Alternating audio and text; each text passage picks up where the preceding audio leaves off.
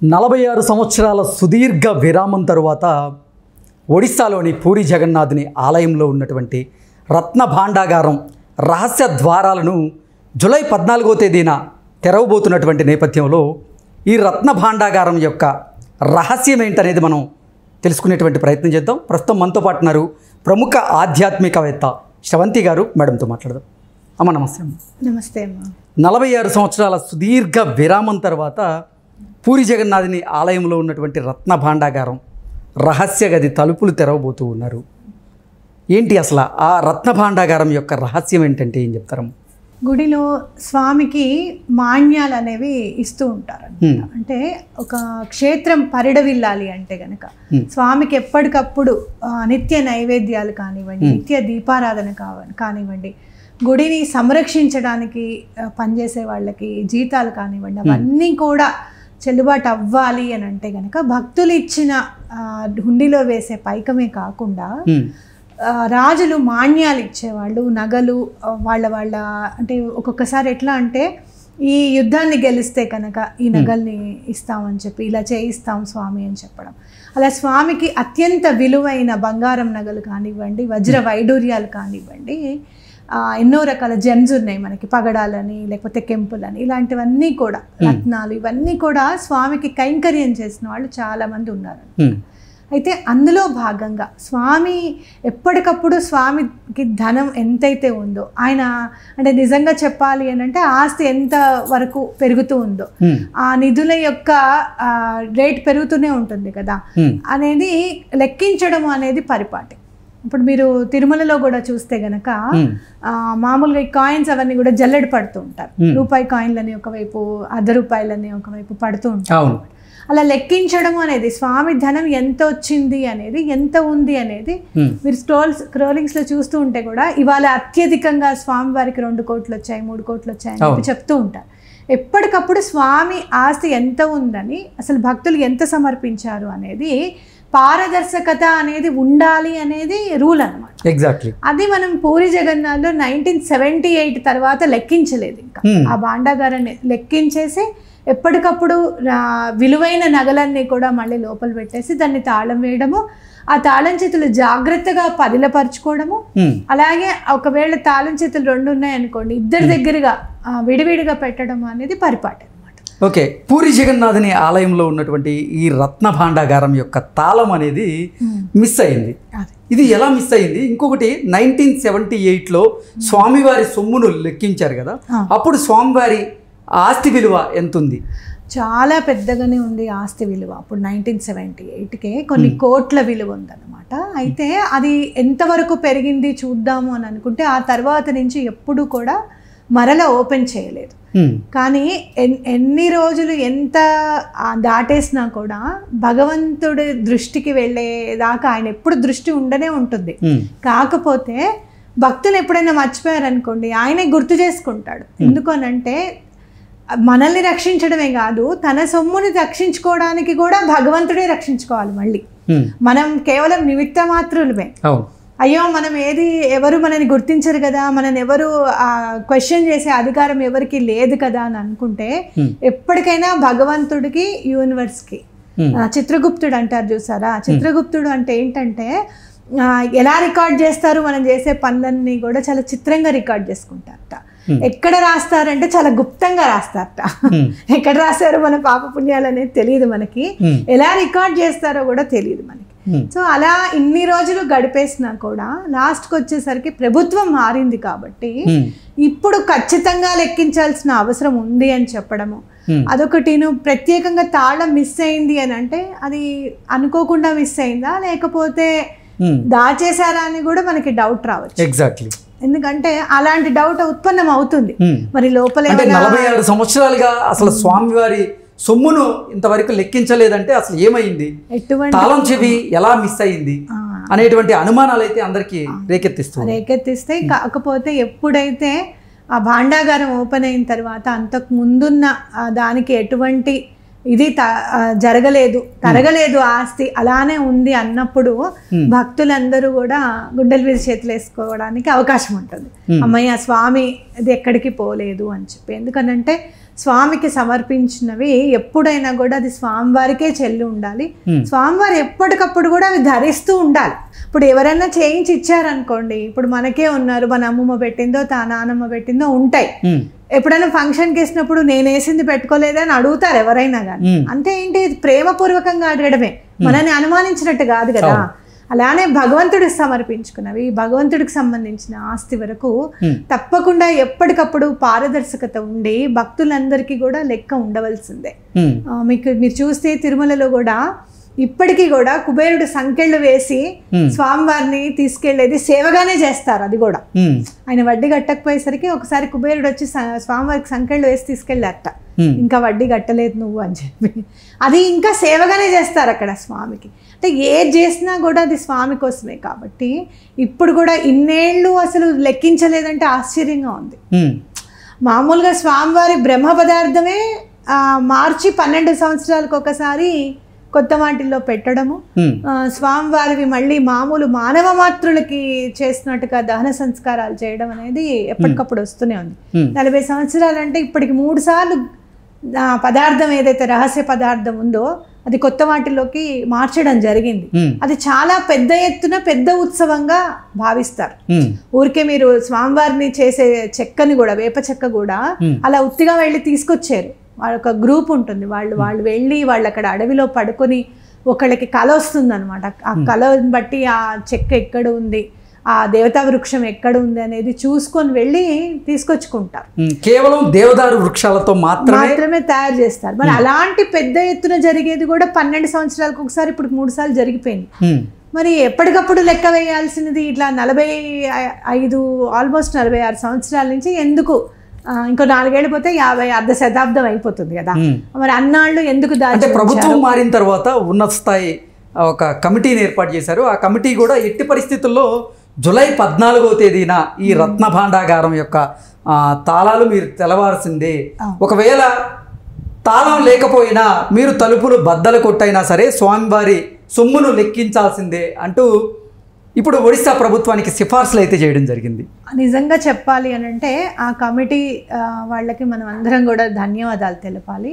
ఎందుకు అని అంటే ప్రభుత్వాన్ని సైతం కదిపి లేదు ఇది మీరు చేయాల్సిందే అని చెప్పి స్వామివారికి ఏవైతే ఉన్నాయో అవన్నీ కూడా బయటికి తీసుకొని రావాలి, పారదర్శకంగా ఉండాలి అనేది. ఎందుకంటే ప్రజారాజ్యంలో ప్రజాప్రభుత్వం పాలించబడేది ప్రజలతోనే, నిర్మించబడేది ప్రజలతోనే, ప్రజల కోసమే అన్న ప్రభుత్వం ఎప్పుడు కూడా ఏ విషయంలో అయినా సరే, ఇలా గుళ్ళ విషయంలో అయితే ఎక్కడైతే భాండాగారాలు ఇట్లా చాలా ధనం ఉన్న విషయంలో మాత్రము ఇంకా పారదర్శకంగా ఉండాలి. కాబట్టి అలా చేయడం అనేది చాలా మనం వెల్కమ్ చేయాల్సింది, స్వాగతించవలసిన విషయం.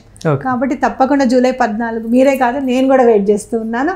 అండ్ స్వామివారి నగల్లో ఎటువంటి లోటు ఉండకూడదని కూడా నేను దండం పెట్టుకుంటున్నాను. ఓకే శ్రవంతి గారు, ఇప్పుడు పూరి జగన్నాథుని ఆలయంలో ఉన్నటువంటి ఈ రత్న భాండాగారం ఏదైతే ఉందో దాంట్లో 2 గదులు ఉన్నాయని, లోపల గది అలాగే బయట గది. బయట గదిలో ఉన్నటువంటి గదిలో ఇప్పుడు స్వామివారికి కైంకర్యాల కోసం ఏదైతే ఉంటాయో ఆ నగలన్నింటినీ కూడా ఆ గదిలోనే ఉంచుతారని, లోపల ఉండేటువంటి గదినే ఈ 46 సంవత్సరాలుగా తెరవలేదు అనేటువంటి వాదనలు వినిపిస్తున్నటువంటి నేపథ్యంలో ఏంటి అసలు అప్పుడు రత్న భాండాగారంలో ఎన్ని గదులు ఉన్నాయి, ఆ లోపల గదిలో ఏముండే అవకాశం ఉందంటే ఏం చెప్తారు?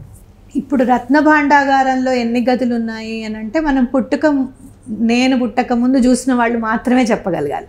ఎందుకు అని అంటే అసలు ఎన్ని ఉన్నాయి, ఏ నగలు ఏవైతే స్వామివారికి పెడుతున్నారు, ఏ నగలైతే దాచి ఉంచేశారు, ఇప్పుడు ఒక రూమ్లోకి వెళ్ళిన తర్వాత ఇంకో రూమ్లో ఎలా ఉంది అనేది అది ఇప్పటివరకు ఎవరు చూడలేదు. 78 తర్వాత అయితే ఎవరు చూడలేదు.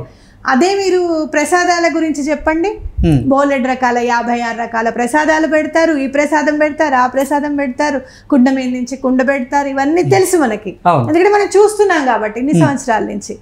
75 ముందైతే 78లో ఇంచుమించు ఊహ తెలిసిన వాళ్ళు అట్లీస్ట్ కనీసం ఒక 15 సంవత్సరాలు అంటే వాళ్ళు నియర్ అబౌట్ 62 అలా పుట్టిన వాళ్ళకి మాత్రమే స్ఫురణకి గుర్తుండి ఉండాలి. మనం ఎవరైనా చూడలేదు కదా, ఎన్నున్నా కూడా నిజంగా స్వామివారి ధనం ఎంత ఉంది అనేది అంతకుముందు సమర్పించారు కదా, ఎప్పటికప్పుడు లెక్క వేసి సమర్పించిన పేపర్స్ అయితే ఉంటాయి కదా, అవి చూసుకుంటూ లెక్క చూసుకోవడమే.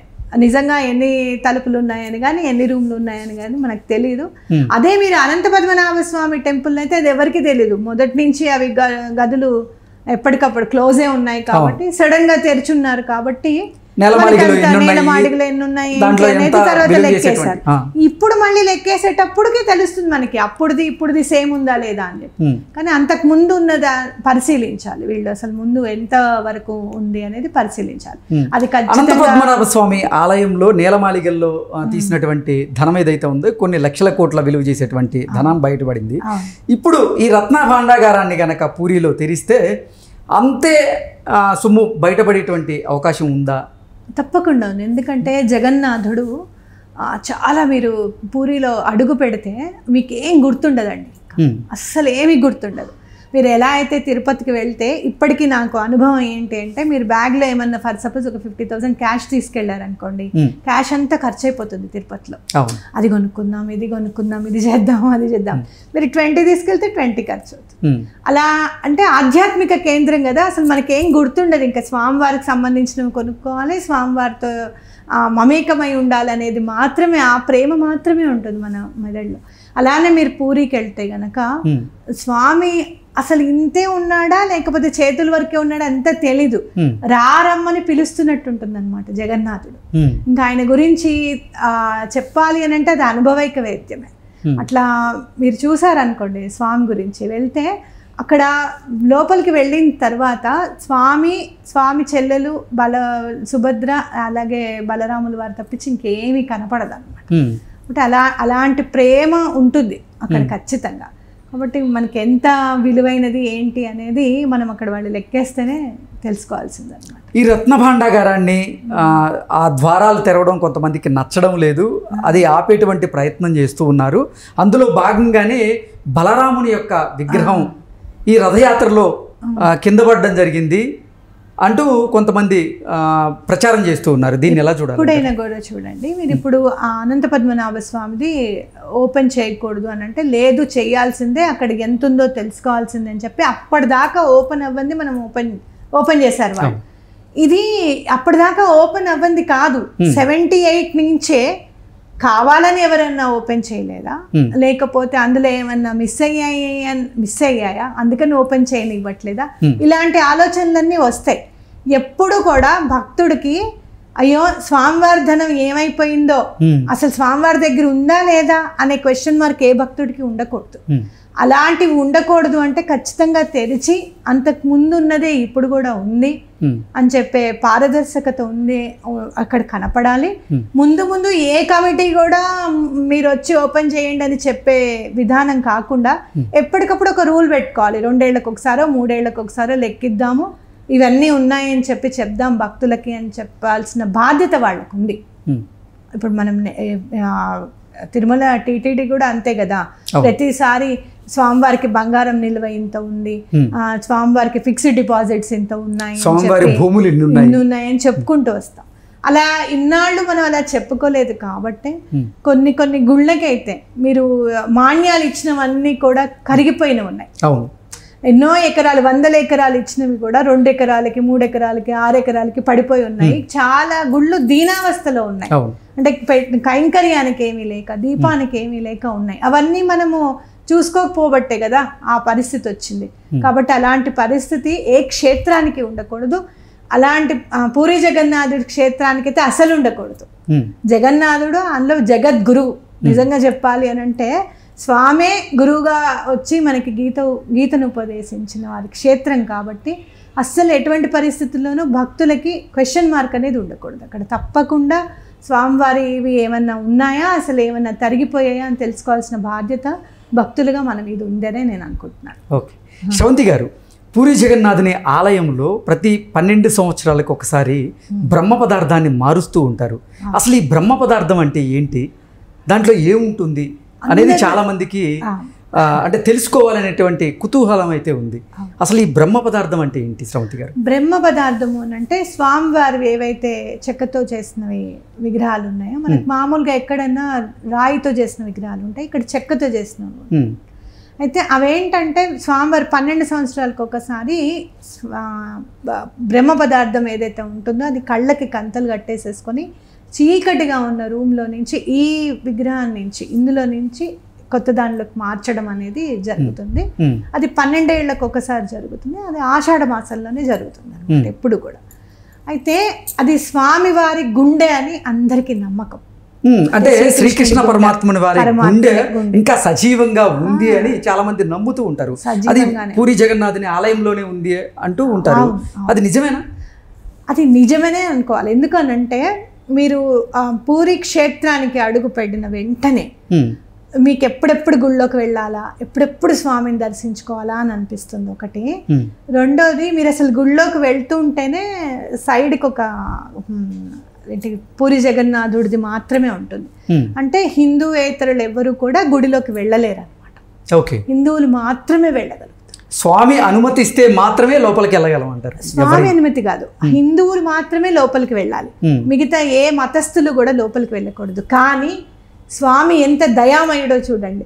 ఎవరైనా హిందూయేతరులు వస్తారేమో నన్ను చూడ్డానికి అని చెప్పి స్వామి అక్కడ చెల్లెల్ని అన్నగారిని వదిలేసి స్వామి ఒక్కరే ఉంటారు అక్కడ. ఆయన అక్కడ గుళ్ళో చూస్తే ఎలా ఉంటాడు, ఇక్కడ కూడా అలానే ఉంటాడు బయట. మీరు హిందూయేతరులు ఎవరు వచ్చినా లోపలికి వెళ్ళనివ్వరు అనమాట. అదొకటి. మెట్లు ఉంటాయండి, ఆ మెట్ల మీద మీకు రథోత్సవం జరిగేటప్పుడు అందరూ కూడా మెట్ల మీద పడుకుంటారు. ఆయన మెట్లు దిగి వస్తారనమాట. ఇక్కడ ఎవరో మీరు ఉత్సవ విగ్రహాలు అవన్నీ ఏముండవు, స్వామి కదిలి వస్తారనమాట. ఓకే. సో అట్లా మెట్ల నుంచి వచ్చేటప్పుడు అందరూ పడుకుంటారు, ఆ రథం మా మీ నుంచి వెళ్ళాలి అని చెప్పి. ఒక్కళ్ళకి కూడా దెబ్బ అనేది తగలదు అనమాట. అసలు దెబ్బ అనేది తగలదు. అలా స్వామి ముందు ఊడ్చేది కూడా మీరు చూసుకుంటే బంగారం చీపురుతో ఊడుస్తారు. ఎంత ప్రేమ చూడండి వాళ్ళకి. అది కూడా రాజుల కాలం ఉన్నప్పటి నుంచి, నేను రాజుని స్వామి ముందు ఊడకూడదు అట్లా ఏం లేదు, రోడ్డు ఊడకూడదు, క్లీన్ చేయకూడదు, అట్లాంటివి ఏమి ఉండవు అనమాట. కాబట్టి అట్లా స్వామి పరిడవిల్లుతున్నారు అక్కడ అనే దానికి చాలా నిదర్శనాలు ఉన్నాయి. మీకు బ్రిటిషర్ ఒక ఆయన సముద్రం నుంచి వస్తూ ఉంటే అల్లకల్లోలం అయిపోతుంది సముద్రం. జరిగిన వాస్తవం ఇది. అల్లకల్లోలం అయిపోతూ ఉంటుంది. అప్పుడు స్వామికి దండం పెట్టుకుంటాడు, నేను గనక సశరీరంగా చక్కగా వస్తే గంట ఇస్తాను స్వామి పెద్దది అని చెప్పి. గుడి బయట ఉంటుంది మీకు ఇంత పెద్ద గంట, స్వామివారికి ఇచ్చిందన్నమాట. కాబట్టి స్వామి సశరీరంగా ఉన్నారు అనడానికి మీకు పూరినే కాదు, ఇటు తిరుపతిలో కూడా తొండమాన్ చక్రవర్తి ఉన్నంత వరకు స్వామి మాట్లాడేవారు. అవును, తర్వాత ఆయన మీద కోపం వచ్చి మాట్లాడడం మానేశారు. కాబట్టి అది విగ్రహమే అని అనుకోవడం కూడా పొరపాటు. సశరీరంగా స్వామి ఉన్నారు, ఇదిగో నన్ను చూసి ఇలా ఉంటాను నేను, నన్ను చెక్కు ఇలా అని చెప్పారు. అలాగే పూరి జగన్నాథుడు కూడా ఇలా ఇలా నేను చెక్కేదాకా మీరు ఎటువంటి పరిస్థితుల్లోనూ నేను పని పూర్తయింది అనేదాకా మీరు లోపలికి రాకండి అని చెప్తాడు ఆ రాజుకి. ఈ రాజు కుతూహలం ఆపుకోలేక లోపలికి వెళ్ళిపోతారు, అందుకే చేతుల వరకే ఉంటారు. అసంపూర్ణంగానే పూరి జగన్నాథుని విగ్రహం ఉంటది అని చెప్తారు. అసంపూర్ణంగా అనే కంటే కూడా సంపూర్ణంగా మనకి ఎక్కడి వరకు అయితే అవసరమో అక్కడి వరకు స్వామివారు చెక్కి ఉన్నారని చెప్పి మనం అనుకోవాలి. గుండె నుంచి ఇక్కడి వరకు చాలా అనుకున్నారు ఆయన. కాబట్టి ఆ గుండెని భద్రపరిచే విధంగా ఉండాలి. ఎందుకంటే పదార్థం మార్చాలి అంటే మీకు మొత్తం బొమ్మ ఉందనుకోండి, ఎలా మార్చేస్తారు? పదార్థం మార్చడానికి ఎటో అటు దారి ఉండాలి కదా మీకు. అందుకే అది స్వామి నిర్ణయంగానే మనం భావించాలి. సంపూర్ణ తత్వంతో స్వామివారు అక్కడ విరాజిల్లుతున్నారు, పరిడవిల్తున్నారు అని చెప్పి ఖచ్చితంగా అనుకోండి. మీరు అన్ని క్షేత్రాలు ఒకటి, పూరి జగన్నాథుడి క్షేత్రం మాత్రం చాలా అసలు అక్కడికి వెళ్ళి అనుభవిస్తే కానీ అవ్వదు. నేను మామూలుగా ఒక దండం పెట్టుకుంటారు, ఎన్నో సంవత్సరాల నుంచి తీరని కోరిక అనమాట. 18 సంవత్సరాల నుంచి తీరని కోరిక అలా చిటికలో తీరిపోయింది, సంవత్సరం లోపల తీరిపోయింది. ఇప్పుడు వెళ్ళాలి మొక్కు. అంటే పూరి జగన్నాథుని క్షేత్రంలోకి వెళితేనే ఆ తన్మయత్నంతో అందరూ ఒకలాంటి భావనకి వెళ్ళిపోతారు అనేటువంటి చాలా ప్రచారం అయితే ఉంది. ప్రచారం కాదు, అది నమ్మకము. ఎందుకు అని అంటే పూరి జగన్నాథ్ గారిని చూసిన తర్వాత బయటకు వచ్చిన తర్వాత మనం ఆ శిఖరాన్ని చూస్తూ ఉంటాము, అలాగే వెనకాలే నరసింహస్వామిని చూస్తూ ఉంటాము, అమ్మవారిని చూస్తూ ఉంటాము. ప్రతిరోజు వాళ్ళు పైకెక్కి జెండాని మార్చడం అనేది అక్కడ నిల్చొని చూస్తూ ఉంటారు, చాలా మంది వచ్చేస్తూ ఉంటారు పైన జెండాని మార్చడానికి. అదొకటి కానివ్వండి, అక్కడ ఇట్లా పెంకులు ఉంటాయి కదా, మామూలుగా మనము అది స్వామికి అనిపిస్తుంది నాకు, ఏమి ఇచ్చి రుణం తీర్చుకోగలుగుతాను స్వామిని అని చెప్పి. కుండలు పగలగొట్టేసిన తర్వాత పెంకులు ఉంటాయి, వాటితో ఎంత ప్రేమ చూడండి స్వామికి. వెన్న పెట్టాయి అన్న ఒకటే ఒక కారణం. మీరు వెన్న, పాలు, పెరుగు అన్ని కుండలో కదా దాచేది, ఆ కుండల ముక్కలు అనమాట పెంకులు. అవి ఇట్లా ఒకదాని మించి ఒకటి పెట్టి అది కట్టి అది దారంతో దాన్ని చెట్టుకు వేలాడదీస్తారండి. వేలాడదీసి కోరిక కోరుకుంటే ఆ కోరిక సంవత్సరం లోపల తీరిపోతుంది. నేను ఆశ్చర్యం అనిపించింది నాకు, ఇదేంటి ఎవరన్నా ఉయ్యాలు కట్టడం చూశాను, లేదు అంటే గాజులు కట్టడం చూశాను, లేదు కొబ్బరికాయలు పెట్టడం చూశాను. మనకి ఇక్కడ సొరకాయల తాత దగ్గర అయితే సొరకాయలు కడుతూ ఉంటారు చూశాను. ఈ పెంకులు ఏంటా, పెంకులతో ఏంటి రిలేషన్ అనుకున్నాను, కానీ కట్టిన తర్వాత నాకు అనిపించింది అయ్యో ఈ మట్టే కదా ఆయనకి కావాల్సింది. గోధువులు అంటే ఇష్టం స్వామికి. అలాగే మీరు చూస్తే ఈ కుండలు అవి వాటితోనే కదా పాలు, పెరుగు అన్ని దాచేది. గోపికలు వెళ్తుంటే కూడా కొట్టేసి పాలన్నీ కింద పడిపోతుంటే సంతోషించేవారు ఆయన, ఏడిపించానని చెప్పి. అలా అందుకనేనేమో స్వామికి ఇష్టం అనుకున్నాం. మామూలుగా మేము కట్టేసాం. అయితే అక్కడ కట్టినప్పుడు ఈ సంవత్సరం అంతా మీరు ఏదో ఒక పండుని వదిలేసేయండి ఇక్కడ అని చెప్తారన్నమాట. ఆ సంవత్సరం అంతా తినకూడదు. మీకు పూరి జగన్నాథ్ గురించి చెప్తాను వినండి. అయితే పండు తినకూడదు. అయితే మేమేమనుకున్నాము అంటే అరటిపండు వదిలేద్దాము, ఎందుకంటే సర్వకాలయందు వచ్చేది అరటిపండు మాత్రమే. మామిడిపండు seasonal fruit, oranges seasonal fruits, ఇవన్నీ కాదు. అరటిపండుని వదిలేస్తే సంవత్సరం మొత్తం వదిలేసినట్టు అవుతుంది అని చెప్పి సంవత్సరం మొత్తం వదిలేస్తామని దండం పెట్టుకున్నామండి. ఇంకా వచ్చేసాం. వచ్చిన తర్వాత నేను గాణగాపురం వెళ్ళాను. గాణగాపురం వెళ్తే ఎవరో నాకు ఇంత ప్రసాదం అని చెప్పి అరటిపండు చేతిలో పెట్టారు. మనం ప్రసాదం అనేసరికి ముందే వేసేసుకుంటాం, కళ్ళకి అద్దేసేసుకుని వేసేసుకున్నాం. తినాక నాకేం గుర్తులేదు. ఇంటికి వచ్చిన తర్వాత పూరి జగన్నాథ్ గారు కల్లోకి వచ్చారు నాకు స్వామి. కళ్ళకి వస్తే స్వామి కళ్ళకి వచ్చారేంటి అని ఆలోచన చేశాను. ఆలోచిస్తే మామూలుగా కళలు అవి ఎందుకు వస్తాయి అనేది మామూలుగా బుక్స్ అవి ఉంటాయి కదా, నాకు తీసి చదువుకోవడం అలవాటు, మేనిఫెస్టేషన్ సంబంధించింది. పూరి జగన్నాథ్ గారు ఒక్కరు కళ్ళకి వస్తే ఆయనకి నీ మీద కోపం వచ్చినట్టు లెక్క అని రాసింది దాంట్లో. ఇదేమిటి నా మీద ఆయనకి ఎందుకు ఉంటుంది కోపం, మొన్నేగా నేను వెళ్ళాను దర్శనం చేసుకున్నాను, ఇంకా ఆయనకి నా మీద కోపం ఏంటి. మనకి మంచి రాసినప్పుడేమో మనం దాన్ని యాక్సెప్ట్ చేస్తాం, మానవ సహజం అది. ఇది కాదులే, ఇది ఏదో లేలే, ఇది వేరేగా ఉండేది, ఇలా కాదు అనుకొని స్వామికి నా మీద ఎందుకు వస్తుంది కోపం అని నేను అనుకున్నాను. అనుకున్న తర్వాత అరటిపండు గుర్తు, అయ్యా బాబోయ్ నేను అరటిపండు వదిలేశాను అక్కడ, సంవత్సరం పాటు తిననని, క్షేత్రంలో ఏమో అరటిపండు తిన్నానని, స్వామి నన్ను క్షమించు. మీకు చెప్తాను, పూరి జగన్నాథ్ గారు, సుభద్ర అమ్మవారు, బలరాముల వారు ముగ్గురు కల్లోకి వస్తే మిమ్మల్ని ఆశీర్వదించడానికి వచ్చినట్టు. ఒక్క పూరి జగన్నాథ్ మాత్రమే కళ్ళు ఇంత పెద్దవి చేసుకొని మీకు కల్లోకి వస్తే మీరు ఏదో మిస్టేక్ చేస్తున్నారు, ఆయన మిమ్మల్ని అలర్ట్ చేస్తున్నారు, you should not do this అని చెప్పి. శ్రవంతి గారు, అసలు పూరి జగన్నాథుని ఆలయంలో స్వామివారి కళ్ళు ఎందుకు పెద్దగా ఉంటాయి? మీరు ఎప్పుడైనా ఎవరైనా మనిషి మనని తదేక దృష్టితో చూస్తున్నారంటే అలర్ట్ అయిపోతాం. ఇక్కడ అదే కదా కళలో నాకు వచ్చింది, తదేక దృష్టితో పెద్ద కళ్ళతో స్వామి ఒక్కరే చూస్తున్నారు నన్ను. అంటే గుర్తు చేశారు నాకు, నువ్వు అరటిపండు తిననని చెప్పావు, నువ్వు తినకు అని చెప్పి. అంటే స్వామి ఎందుకు గుర్తు చేయాలి మనకి, ఇది నా కోసం. నువ్వు పని కావాలనుకున్నావు, ఇన్నేళ్ల నుంచి నువ్వు పనిని ఆగిపోయింది ఆ పని, మరి కావాలి అని అంటే నా పుణ్యం ఎంతో కొంత పెరగాలి కదా, కర్మ పరిపక్వం జరగాలి అంటే నువ్వు అది మళ్ళీ మానేస్తే ఎట్లా, నీ పని నేను ఎలా చేస్తాను అని చెప్పడమే కదా. సో కళ్ళు కూడా ఎందుకు పెద్దవి అని అంటే, స్వామివారు ఎటువంటి పరిస్థితుల్లో సర్వకాల సర్వావస్థల యందు మన మీద దృష్టి ఉంచుతారు ఖచ్చితంగా అని చెప్పడం అన్నమాట. ఓకే, ఎక్కడ కూడా బ్లింకింగ్ ఉండదు, మీకు కనురెప్పలు ఉండవు. ఆ కనురెప్ప వేసేంతసేపు కూడా మనని వదిలి ఉండరు అనేది ఖచ్చితంగా మనకి చెప్పడానికే అని నాకు అనిపిస్తుంది. ఓకే, మిమ్మల్ని ఎంత చాలా దూరం నుంచి చూసినా కూడా మీకు క్లియర్గా కళ్ళు కనపడతాయి. స్వామివారివే కాదు, బలరాముల వారివి, సుభద్ర అమ్మవారిది కూడా. The most pampered sister Subhadra అమ్మవారు. నిజంగా ఇద్దరు అన్నగారుల మధ్యన ఒక చెల్లెలు ఉంది అంటే ఎంత అదృష్టం. మీరు ఎక్కడైనా ఏ క్షేత్రంలో కూడా భార్యకు ఉంటుంది. ఇప్పుడు అరుణాచలంకి వెళ్ళారనుకోండి, అపిత కుచాంబ ఉంటారు. అలాగే మీరు తిరుపతికి వెళ్ళారనుకోండి, బయట లక్ష్మీ అమ్మవారు ఉంటారు, కింద పద్మావతి అమ్మవారు ఉంటారు. కానీ ఇక్కడ ఈ క్షేత్రంలో మీకు బ్లడ్ రిలేషన్కి చాలా ఇంపార్టెన్స్ ఇచ్చినట్టు అనమాట. సుభద్ర అమ్మవారిని మధ్యలో కూర్చోబెట్టుకొని చాలా pampered sister ever we had అన్నమాట. అది అలా అనుకోవచ్చు. పూరి జగన్నాథుని క్షేత్రంలో, ఆలయంలో నిగూఢమైనటువంటి రహస్యాలు దాగున్నాయి అంటారు.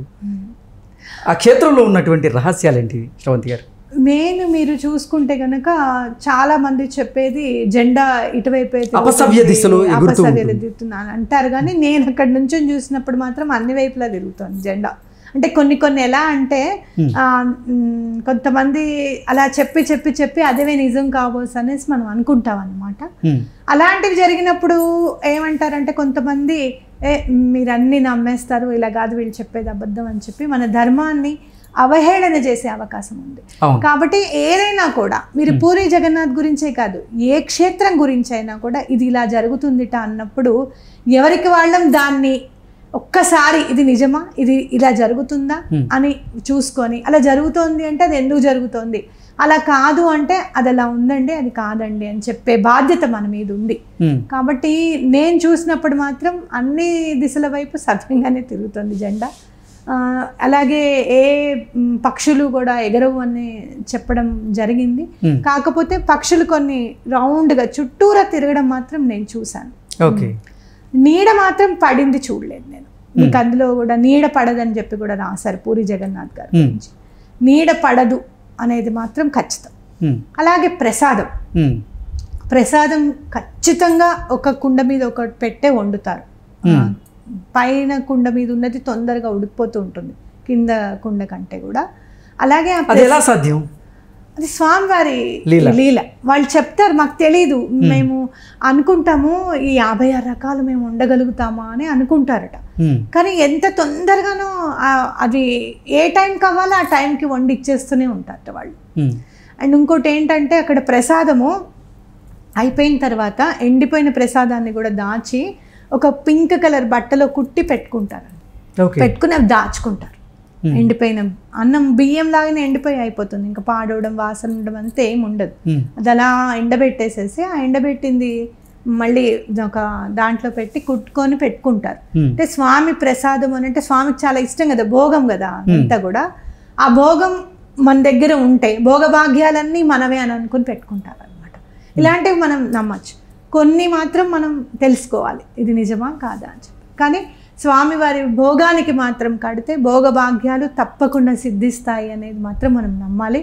ఎవరైనా వెళ్తే గనక మీరు ఏం చేసినా చేయకపోయినా స్వామివారికి భోగం చేస్తాము, ఇది అన్నం ఇట్లా వంటకి ఇంత కడుతున్నాము, ఈ వంటకి ఇంతండి ఇన్ని రోజులు అని చెప్పి అక్కడ తీసుకుంటూ ఉంటారు.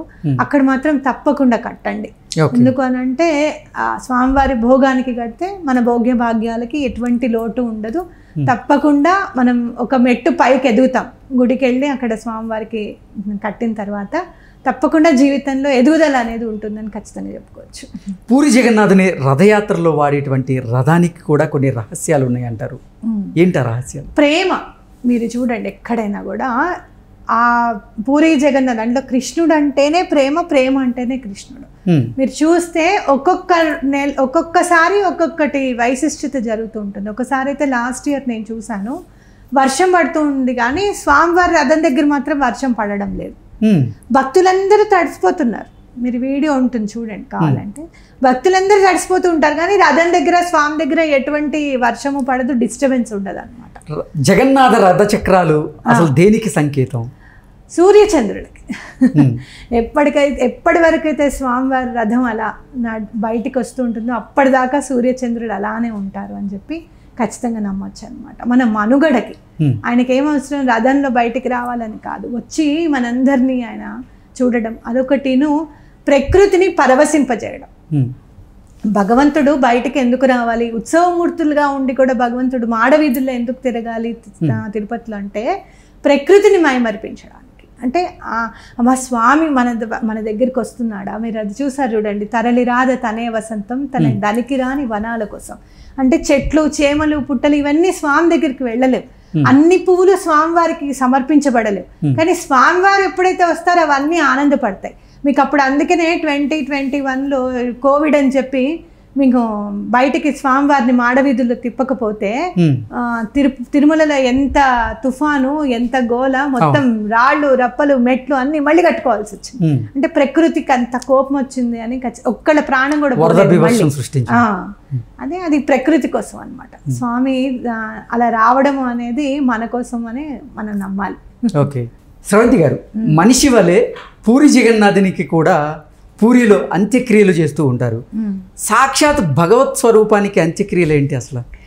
భగవంతుడు స్వరూపంగా మనం భావించినప్పటికీను కృష్ణుడు ఆయన, మీరు నిజంగా ఒక మాట చెప్పాలంటే బయాలజికల్గా ఆయన పుట్టి ఆయన శరీరాన్ని మృత్యువుని కూడా ఆహ్వానించి, భగవంతుడికైనా కూడా భూమి మీద పుట్టిన తర్వాత మృత్యు అనేది కామన్ అని చెప్పారు ఆయన. అలా చెప్పిన తర్వాత ఆయన నిజంగా మన కోసం మళ్ళీ ఉండాలి ఇలా అని చెప్పి జగన్నాథుడుగా ఆయన గుండెని ఆయన అక్కడ రహస్య పదార్థంగా పెట్టినప్పుడు, మరి మీరు చూడండి 12 ఏళ్లకు ఒకసారి మార్చేది ఉంది కదా, మరి మార్చినప్పుడు ఇవేం చేస్తారు? మొన్నటి దాకా మీరు ఇవే భగవంతుడు ఈయనే అనుకొని ఆ బ్రహ్మ పదార్థాన్ని తనలో నిక్షిప్తం చేసుకున్నందుకు మీరు ఆ చెక్కకు కానీ ఆ బాడీకి కానీ నువ్వేమి ఇస్తున్నట్టు ఇంపార్టెన్స్? మళ్ళీ ప్రకృతి నుంచి వచ్చింది ప్రకృతికే సమర్పించడానికి. మళ్ళీ ఓకే, అర్థమైందా మీకు? ప్రకృతికే సమర్పించడానికి. ఇంకోటి ఏంటి అని అంటే స్వామి మనలో వాడిగా భావించి అది వచ్చిందని కూడా మనం అనుకోవచ్చు. అంటే ఎప్పుడైనా మీరు చూస్తే గనక స్వామివారి కృష్ణుడి అంత్యక్రియలు జరిగిన విధానం చూస్తే భలే బాధ వచ్చేస్తుంది మీకు, కళ్ళమని నీళ్ళు వచ్చేస్తాయి. ఏంటి స్వామివారికి ఇంత ఇలా స్వామివారు ఎవరూ లేకుండా వెళ్ళిపోయారా అని అనిపిస్తుంది. ఆ బాధని పోగొట్టడానికేమో స్వామి 12 ఏళ్ళకి ఒకసారి అంత్యక్రియలు అనేది పెట్టారు. అంటే అందరూ ఉండంగా అవి వెళ్ళిపోతాయి అన్నమాట. మీరు స్వామివారిది లాస్ట్ ఘట్టం చూస్తే చాలా బాధ వచ్చేస్తుంది. అసలు భగవంతుడు ఇంత బాధపడాల్సిన అవసరం ఏంటి అనిపిస్తుంది మనకి. కాబట్టి అలాంటి బాధని మన మనసుల్లోంచి తొలగించడానికో, లేకపోతే ఏ భక్తుడు దండం పెట్టుకున్నాడో, అయ్యో నేనుంటే నేను చక్కగా చేసేవాడిని కదయ్యా, నేను ఇలా వెళ్ళనిచ్చేవాడినా అని చెప్పి ఏ భగవంతుడు మొరబెట్టుకున్నాడో ఆ భగవంతుడి గురించే స్వామివారు ఇలా కదిలొచ్చారని, ఇలా అంత్యక్రియలు జరిపించుకుంటున్నారని మనం భావించాం.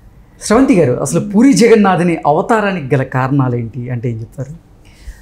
భగవంతుడు సశరీరంగా ఉండాలి అని అనుకొని ఆ రాజుకి కనపడి కల్లో కనిపించి నిర్మాణం చేసుకుందే ఇదంతా కూడా. మీరు చూస్తే గనక పూరిది చదివితే అంటే ఒక ఆడపిల్లకి పెళ్లి చేయాలని అనుకుని వెళ్ళి అక్కడి నుంచి ఆయన ఎక్కడ దొరకకపోతే అప్పుడు ఇట్లా కాదు కదా, ఇంకొంచెం వాస్ట్గా ఉండేదన్నమాట. అంటే బ్రహ్మ దగ్గరికి వెళ్ళిపోయి నా కూతురికి సరైన భర్త కావాలి నిర్ణయించుకోవాలనుకుంటే కింద వచ్చేటప్పటికి అంతా మారిపోతుంది, రాజుల వంశమే ఉండదన్నమాట. ఇప్పుడున్న క్షేత్రంలో ఇప్పుడు రాజుకి కట్టిన గుడి ఏంటంటే ఆయనకి కలలో కనిపించి స్వామి అంటే సశరీరంగా కనిపించినట్టే, ఇంకా కలలో కనిపించారు అని అంటే స్వామి దగ్గర ఉండి మాట్లాడినట్టే.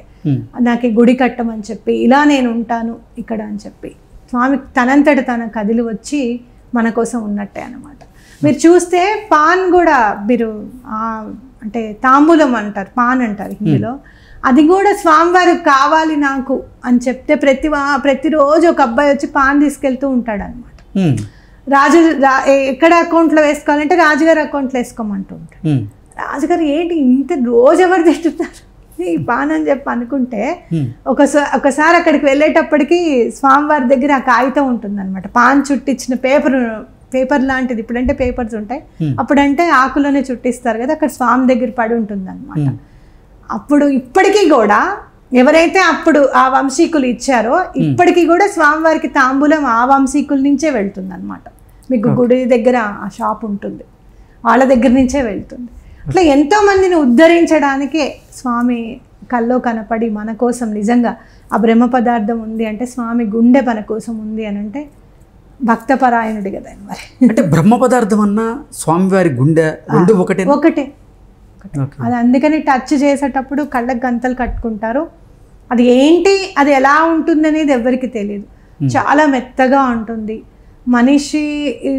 మనిషి యొక్క అవయవాన్ని ముట్టుకున్నట్టే ఉంటుంది కానీ ఏదో గట్టిగా ఉన్నట్టుగా అట్లా ఏం అనిపించదు అని అది మార్చిన వాళ్ళు చెప్పారు అని ప్రతీతి.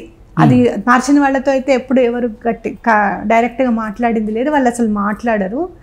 వాళ్ళు చెప్పిన విషయం ఏంటి అని అంటే అది అలా మెత్తగానే ఉంటుంది పదార్థము, కళ్ళకు గంతలు కట్టి వాళ్ళు కూడా చూడరు అనమాట. పూరి మొత్తము ఎలక్ట్రిసిటీ బంద్ అయిపోతుంది, పవర్ ఉండదు అస్సలు, ఒక లైట్ కూడా వేయరు వాళ్ళు. అప్పుడు మార్చిన వాళ్ళు చెప్పారు అని చెప్పి మనం చదవడమే ఇంతవరకు. అది స్వామివారిది అన్నప్పుడు భయం అనిపించదు. అబ్బా ఇట్లా అంటే ఒక్కొక్కసారి ఏమైనా వింటున్నప్పుడు అధర్మం ఇంత పేటరేగిపోతుందా, మనం అసలు మన పిల్లల్ని గట్టిగా ఖచ్చితంగా మనం బయటికి పంపించగలుగుతామా ధైర్యంగా, అమ్మో అనే భయం వచ్చినప్పుడు ఇలాంటి క్షేత్రాల గురించి విన్నప్పుడు అమ్మయ్య భగవంతుడు మన యందు ఉన్నాడు, మనతోనే ఉన్నాడు అనే ధైర్యము తప్పకుండా కలుగుతుంది. అందుకే స్వామి ఆ ధైర్యాన్ని నింపడానికి, ఆ నమ్మకాన్ని నింపడానికి స్వామివారి సశరీరంగా ఉన్నారు అనేది నా భావన. ఓకే శ్రవంతి గారు, పురాణాల ప్రకారంగా మనం పూరి జగన్నాథుని క్షేత్రాన్ని దర్శిస్తే అసలు ఎటువంటి ఫలితాలు వస్తాయి మనకి? పూర్వజన్మ పాపం అంటూ ఏముండదు, మోక్షం అనేది తప్పకుండా కలుగుతుంది. అలాగే మనలో ఎప్పుడైనా శత్రుత్వ భావన ఏదన్నా ఉంటే కనుక అది తప్పకుండా విడనాడతాము అని చెప్పి చెప్పుకోవచ్చు అనమాట. పూరిని దర్శించుకుంటే మెయిన్ అసలు పూర్వజన్మ పాపం అనేది తొలగిపోతుంది.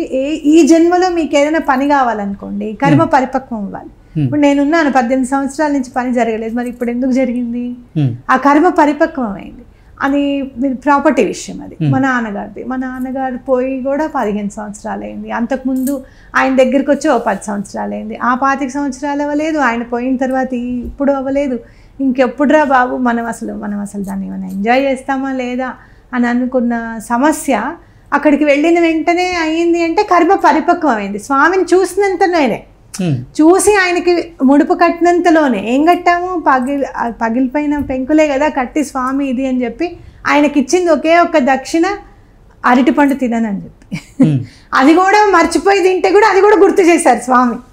మీకు అర్థమవుతుందా? అంటే ఏంటంటే పూరి జగన్నాథులో ఉన్నది ఏంటి అని అంటే మీ కర్మ పరిపక్వం అవుతుంది. స్వామి ఎక్కడన్నా చిన్న మిస్టేక్ జరిగితే మనని మళ్ళీ కరెక్ట్ దారిలో నిలబెట్టడానికి స్వామి ఎప్పుడు కూడా మన యందు ఉంటారు. ఒక్కసారి దర్శనం చేసుకుంటే మళ్ళీ మళ్ళీ దర్శనం చేసుకోవాలనిపిస్తుంది. మీరు అరుణాచలం కూడా అంతే. మీరు ఎప్పుడన్నా అరుణాచలం వెళ్ళండి, సంవత్సరం లోపల మళ్ళీ మీరు అరుణాచలంకి వెళ్ళకపోతే నా పేరు శ్రవంతి కాదు, ఖచ్చితంగా చెప్తున్నాను నేను. అలా అరుణాచలం ఒక్కసారి వెళ్ళిన తర్వాత మళ్ళీ సంవత్సరం లోపల తప్పకుండా దర్శించుకుంటాం అరుణాచలాన్ని.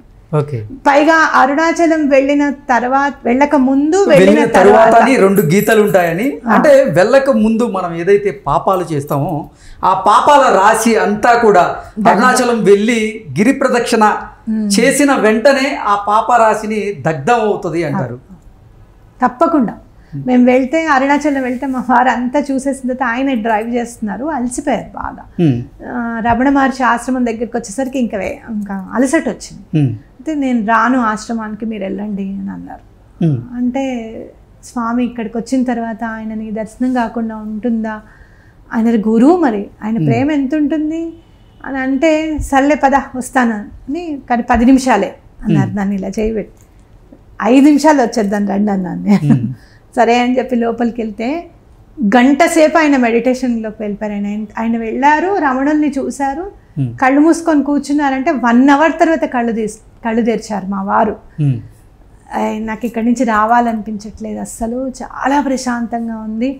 నేను అసలు నాకు గాయత్రి చేస్తారు ఆయన, నాకు గాయత్రి అమ్మవారు కనపడుతున్నారు, రమణులు కనపడుతున్నారు. ఆయన ఎవరు అని అన్నారు. రమణ మహర్షి అండి అంటే, ఆయన కనపడుతున్నారు, గాయత్రి అమ్మవారు కనపడుతున్నారు అంటే అభేదం అండి ఆయనకి గాయత్రి అమ్మవారికి అని. అరుణాచల క్షేత్రానికి వెళ్ళాలి అంటే స్వామివారి అనుగ్రహంతో పాటుగా స్వామివారే మనల్ని రప్పించుకుంటే తప్ప మనం వెళ్ళలేము అంటారు. మీరు వెళ్ళాలి అని గట్టి సంకల్పం చేసుకోండి, ఎటువంటి పరిస్థితుల్లోనూ అరుణాచలం మాత్రం వెళ్ళిపోతారు. మిగతా ఏ క్షేత్రానికైనా స్వామి అండదండ ఉండాలి, స్వామి అనుజ్ఞ ఉండాలి అని అనిపిస్తుందేమో, కానీ అరుణాచలం మాత్రము ఒక్కసారి నీ దగ్గరికి రావాలనుకుంటున్నానయ్యా అని ఒక్కసారి అనుకోండి, 1-2 నెలల్లో మీరు వెళ్ళిపోతారు. ఆ ప్రేమను అరుణాచలంలో నేను పొందాను. ఓకే శ్రవంతి గారు, మానవ సేవే మాధవ సేవ అంటారు, ఎందుకు? ఎందుకు అనంటే ఏ ఏ భగవంతుడినైనా కూడా మనం డైరెక్ట్గా చూడలేం. నిజంగా ఆయన శంఖ చక్రాదులు ధరించి కిరీటాలు ధరించి వస్తే ఎక్కడన్నా పాపం తప్పిపోయి వచ్చారా ఏంటని అనుకుంటాం. డైరెక్ట్గా వచ్చారనుకోండి భగవంతుడు అంత రెడీ అయిపోయి వస్తే మనం నమ్ముతామా? ఆయన అని చెప్పి నమ్మం కదా. ఎవరో మనం మోసం చేయడానికి వచ్చారు, వీడు మాట్లాడితే భగవంతుడి గురించి మాట్లాడతారు కాబట్టి ముందే తెలుసుకున్నట్టున్నారా అని అనిపిస్తుంది. కానీ ఏ మనిషికి అయితే అవసరం ఉంటుందో, అయ్యో సాటి మనిషి అవసరం ఎక్కడైతే ఉంటుందో తప్పకుండా ఆ మనిషికి సహాయం చేస్తే భగవంతుడు హర్షిస్తాడు. కాబట్టి ఆయన ఏం చెప్పాడు అని అంటే, నువ్వు సాటి మనిషికి సహాయం చేయి నాకు చేసినట్టే. ఎందుకంటే ఆయన అందరి దగ్గరికి రాలేకపోవచ్చు, కానీ ఏదో ఒక రూపంలో ఆయన రావచ్చు. ఆ రూపమే మనం తీరిస్తే చాలు నాకు సేవ చేసినట్టే, భగవంతుడికి సేవ చేసినట్టే. ఇప్పుడు అందుకే మనం గాణగాపురం వెళ్ళాం. ఈసారి గాణగాపురం తప్పకుండా ఆర్ఫనేజ్ హోమ్ నడుపుతున్నారు, మహతి ఆశ్రమం అని చెప్పి. దాంట్లో 15 మంది పిల్లలు ఉన్నారు. వాళ్ళని తీసుకెళ్లాలని సంకల్పం నాకు. ఎందుకంటే తల్లిదండ్రులు ఉన్న పిల్లలు ఇవాళ కాబట్టి రేపు చూస్తారు క్షేత్రాలని. పాప తల్లిదండ్రులు లేని పిల్లలే. వాళ్ళని ఎవరో ఒకళ్ళు గురువుకి దగ్గర చేస్తే, వాళ్ళు గురువుకి దగ్గర అయ్యారనుకోండి వాళ్ళ జీవితాన్ని వాళ్ళే నిర్మించుకుంటాడు, ఆ భగవంతుడే చూస్తాడు, ఆ దత్తాత్రేయ స్వామి చూసుకుంటాడు అనే సంకల్పంతో ఒక ఆర్ఫన్స్ని ఒక 15 మందిని తీసుకెళ్ళి స్వామి దర్శనం చేయించాలి అని అనిపించింది నాకు. ఇట్లా మనం ఎప్పుడు కూడా లేని వాళ్ళ కోసం ఎంతో కొంత చేస్తే, మీరు ఇంత చేయండి భగవంతుడు మీకు ఇంత ఇస్తాడు, మళ్ళీ చేస్తారనే ఉద్దేశంతోనే, అంటే ఇంకా ఎక్కువ మందికి చేసేంత శక్తిని మనకు ప్రసాదిస్తారు. తప్పకుండా తప్పకుండా మీరు ఏదైతే ఇస్తారో అదే మీ దగ్గరకు వస్తుంది. మీరు బంతిని ఇస్తే బంతే వస్తుంది. అయితే నాతో ఒకళ్ళు అన్నారు, ఒక పెద్ద గాజు ముక్కను వదిలేస్తాను కిందకి అలానే వస్తుందా అని. అలా రాదు, 10 పగిలి నీ దగ్గరికి వస్తుందని చెప్పాను నేను. అంతే కదా, నువ్వు ఒక్క గాజు ముక్కను విసిరేస్తే 100 గాజు ముక్కలే నీ దగ్గరికి వస్తుంది. అంటే నీకు ప్రకృతి ఏం చెప్తుందంటే, నువ్వు ఏది ఇస్తావో దాన్ని నేను ఎక్కువగా చేసి ఇస్తాను అని చెప్తుంది.